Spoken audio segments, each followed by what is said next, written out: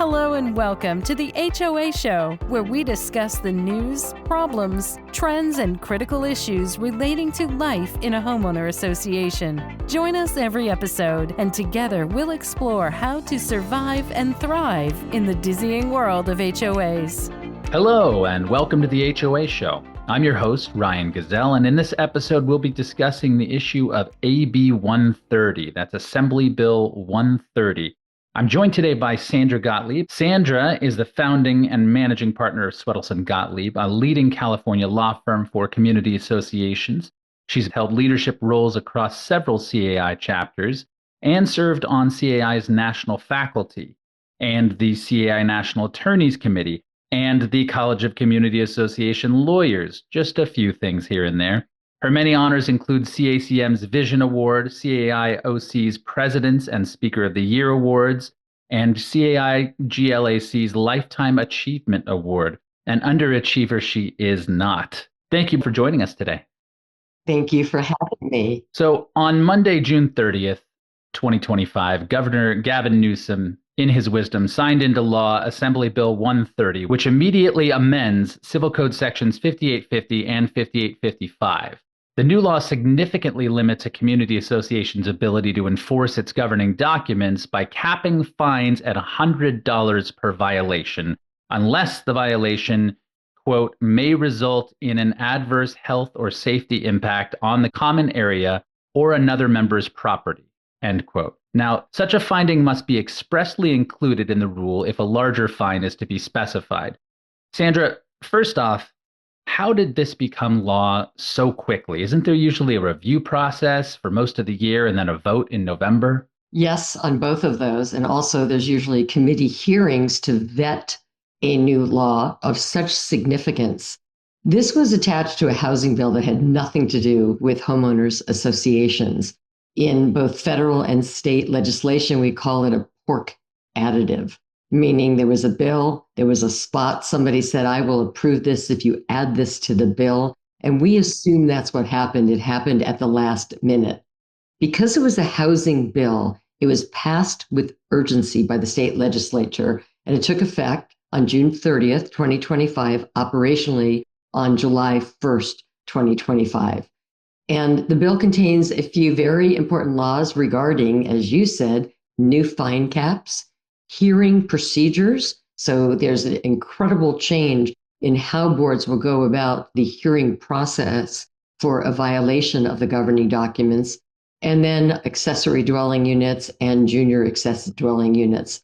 The fees and the limitation of the $100 per violation is incredibly problematic for many associations, not just what we thought which would be our high-end associations, but are, shall we say, associations that may not be of the same economic value of high-end, but have governance issues that they're trying to control behavior by fining.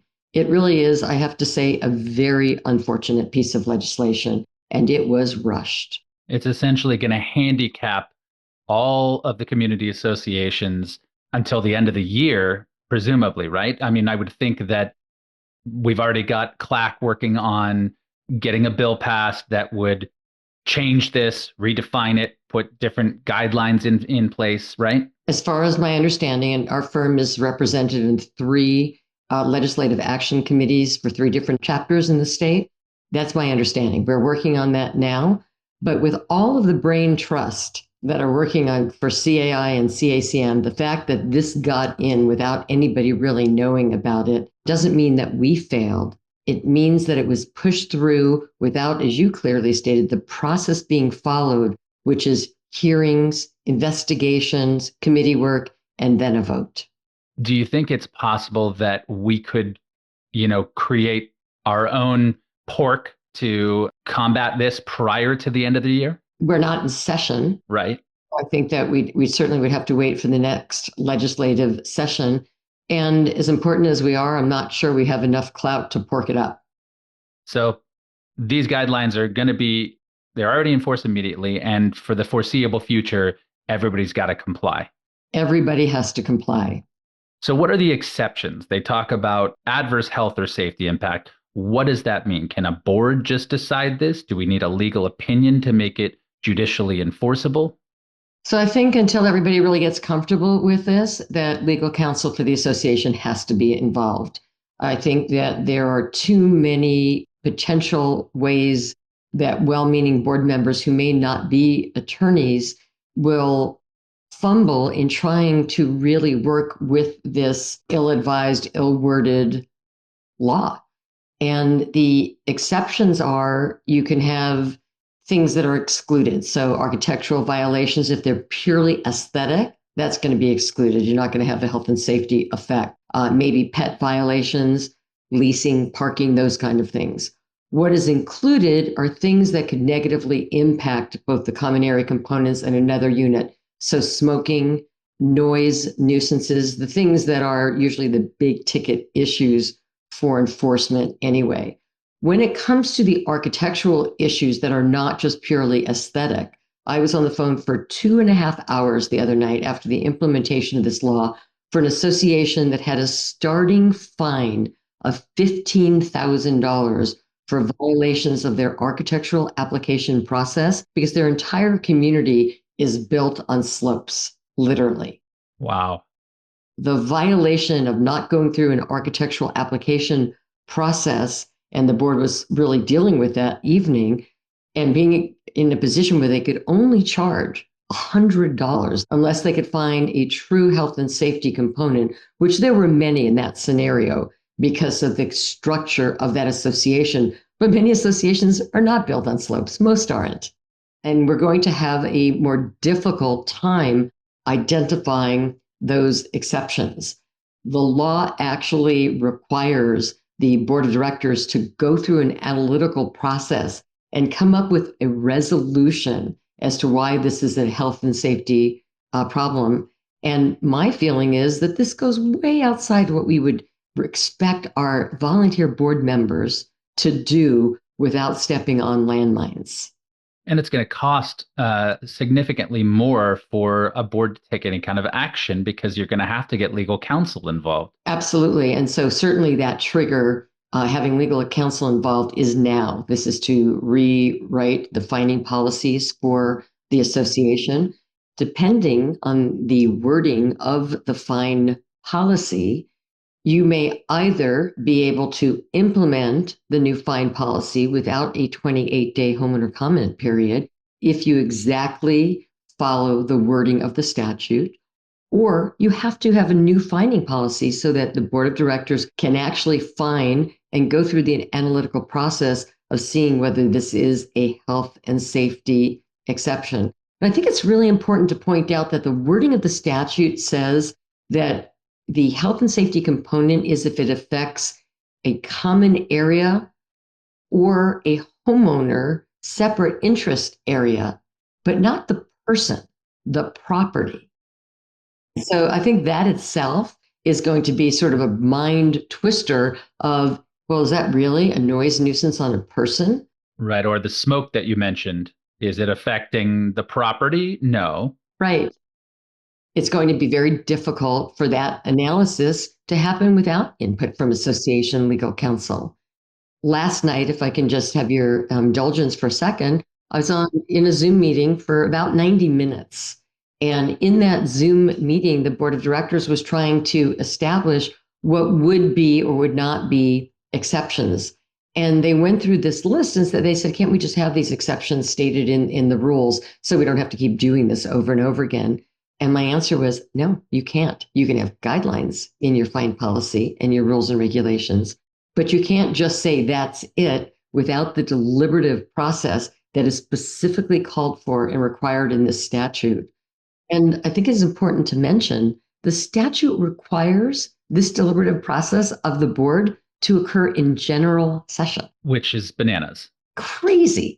I just don't even know how to say this differently. It's absolutely insane. I don't know of any HOA lawyers that would recommend that their boards hold hearings in any other forum than executive session.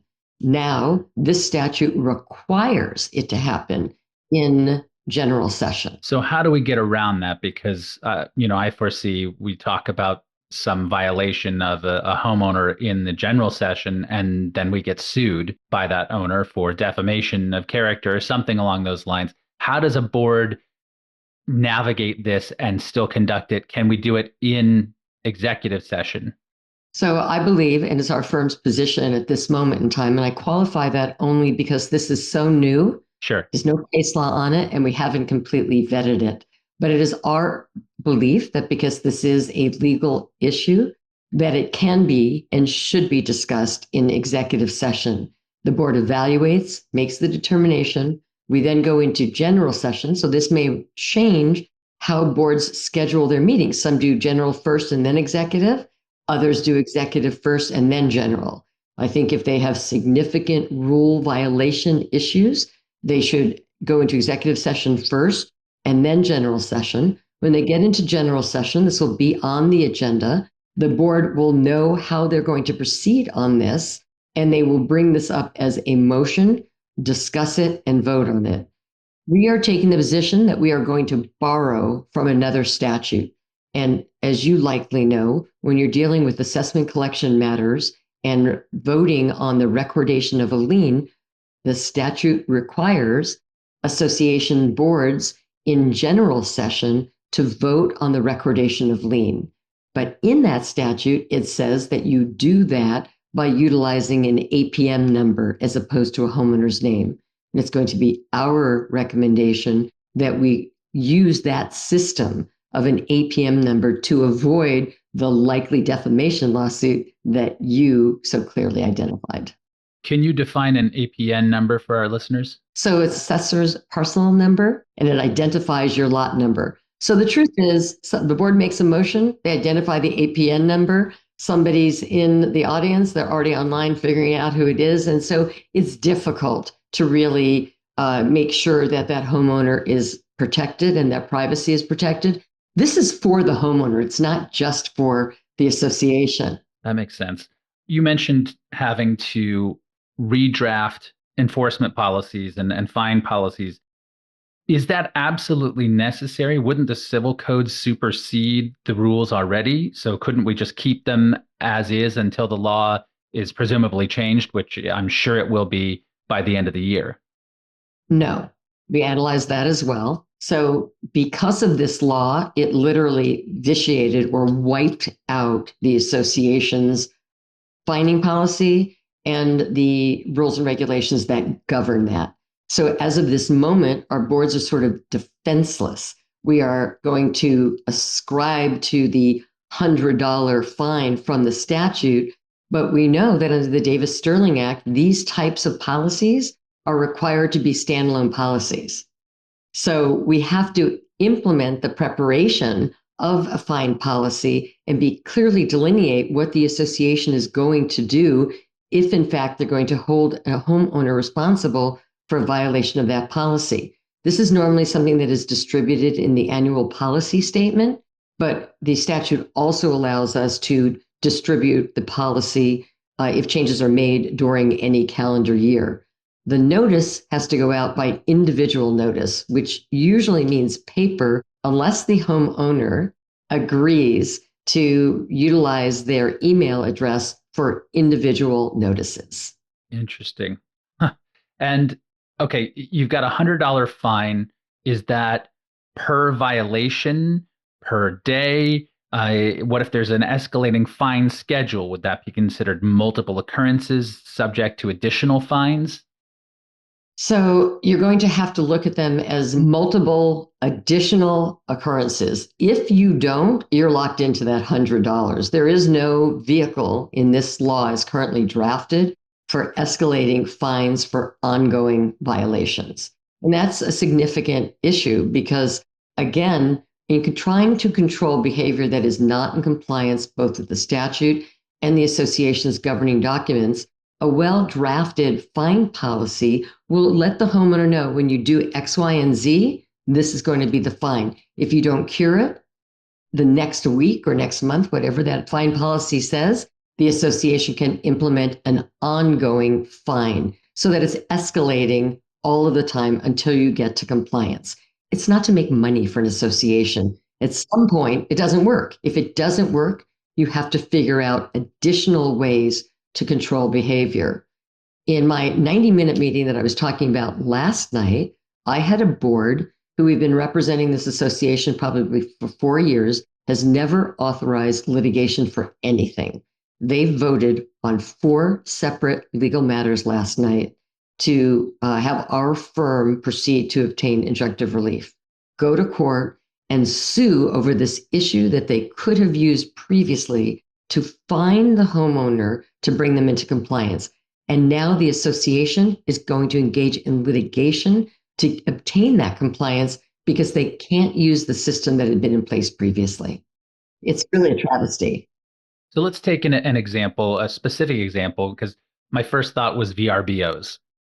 All those communities that have a provision, restrictions for VRBOs in their community. Now, all right, I'll take the $100 hit and I'll make a ton of money on a VRBO. How could a board combat that without going to court, without litigation, using this fine schedule? Each time the homeowner rents out their unit in violation of the association's policies and procedures for short-term rentals, so if they're 30 days or less, each violation is going to be a separate fine that will require a separate notice and a separate call to hearing. If somebody in violation of the governing documents is renting out their property for Friday, Saturday, and Sunday, and they're going to be paid $5,000, and you have a fine that's $100, it's the cost of doing business. That's just terrifying. It is terrifying. Another question. Under a new addition to 5855, members may not be disciplined so long as they cure the violation prior to the hearing or provide a financial commitment to cure the violation. What does that mean? Well, I don't know. Can't answer that question because no one knows, because it is an undefined term in the statute and it's not used in any other provision of the Davis-Sterling Act. A financial commitment means what? A bond? Somebody's going to put up a bond for $100 if they haven't cured the violation? We really don't know. And we are all assuming that it means that the homeowner will say, I am going to give you this money under protest, and I demand that you agree that you give it back if I cure. That's the only way that I can look to define it right now without any authority from the statute. If the homeowner cures that violation before the hearing, then you can't charge the fine. And this applies not just to fines, but reimbursement assessments as well. So reimbursement assessments, as you likely know, occur when somebody damages the association's common area, and the statute allows an association, if they have such authority in their governing documents, to call a homeowner to a noticed hearing as if it were a fine, but it specifically says it's not a fine. It is for a reimbursement assessment. You must go through the same process as if it was a fine so that ultimately a board could render the decision to levy a reimbursement assessment against a homeowner. The way this language is drafted, if the violator does not agree with the association at or after the hearing, the association has to draft this written resolution that has to be entered into by the parties. And if the owner says, you know what, I'm not agreeing to that, we have no meeting of the minds on this, then the violator has the right to say, I want IDR, internal dispute resolution. So the homeowner is going to get 2 bites at the apple because the board must, under the statute, meet with an owner, and they can have a representative, 1 or more board members meeting with the owner to engage in the interactive process of internal dispute resolution before they can actually levy the fine. So if they're in the middle of levying it, they have to hold it in abeyance until after the IDR. Very strange. Have a hearing and then an IDR, but okay, no one called and said, hey, Sandra Gottlieb, what do you think about this new law? Because I would have had something to say about it if they did. So with all these hurdles and hoops that the association now has to jump through, do you think it's even worth pursuing some of these smaller things and maybe just wait until this gets cleared up and fixed, at the end of the year, hopefully, and in the meantime, only go after the really egregious stuff? So, as you well know, and I ask you this question every year because you are my leading expert on this, I ask you, what is the greatest cause of action against boards of directors? And as long as I've known you, you have said annually, failure to enforce the governing documents. Is that still true? Yes. So, if that's still true, does the board get to selectively enforce the meatier issues and not the minor issues without amending their governing documents? I think the answer is no. They must to be equal. So to withstand disparate or discriminatory claims, they must go after all of the violations. I have a Sandraism, use it or lose it. If you're not going to enforce a provision, get rid of it. If it's in a rule, get rid of it. If it's in the CC&Rs, amend the governing documents so that you're not part of that group that will be sued for failure to enforce the governing documents. Thank you. That's great advice, as usual. Can you talk about the 28-day process for rule changes? Isn't there a requirement for that? So there is a requirement for 28-day homeowner comment period, not approval of the rules, but homeowner comment period. There is an exception in the statute which says if you are just going to mirror the exact language of the statute, then it does not have to go out for member comment. In this interim period of time, I recommend boards immediately just have mirroring the statute so they have the authority to continue on with the hearing and fining policy, and then have their legal counsel prepare new fining policies and rules and regulations. So we are recommending that boards of directors do a fining policy immediately that mirrors the exact language of the statute, while association legal counsel is preparing new rules and regulations with the fining policy for the board's approval to then go out to the members for a 28-day comment period. So I would think that any law firm specializing in homeowners associations would have this drafted and ready to go, the mirroring rules and fine schedule, right? I believe that they are working on it. I think that they are working on it. Yeah. It is unbelievable how much brain power has gone into this through all of the attorneys in the state. There have been communications between all of us saying, wait, what are you doing? And how is this even possible? And all due to a lack of brain power from one member of our assembly that threw this in. Exactly.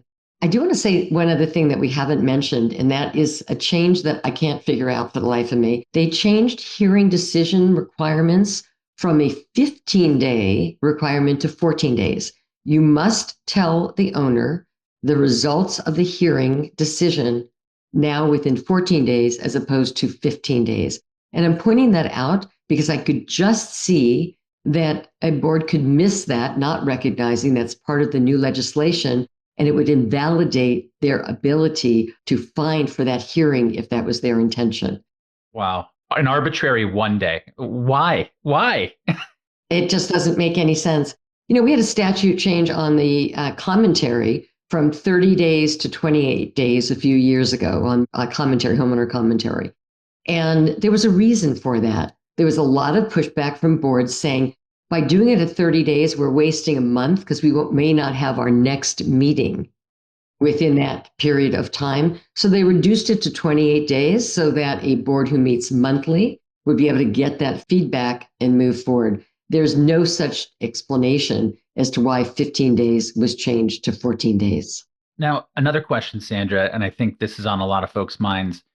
What does this do to previously unpaid fines or fines that were levied prior to July 1st? They stick. As long as the fines were levied, then they are enforceable because they were very clear on what the commencement date of this new legislation is. And therefore, we all have great comfort in being able to say the prior fines for the same violations will exist. Will that keep somebody from coming after an association and say, you're discriminating against me, you're engaged in disparate treatment?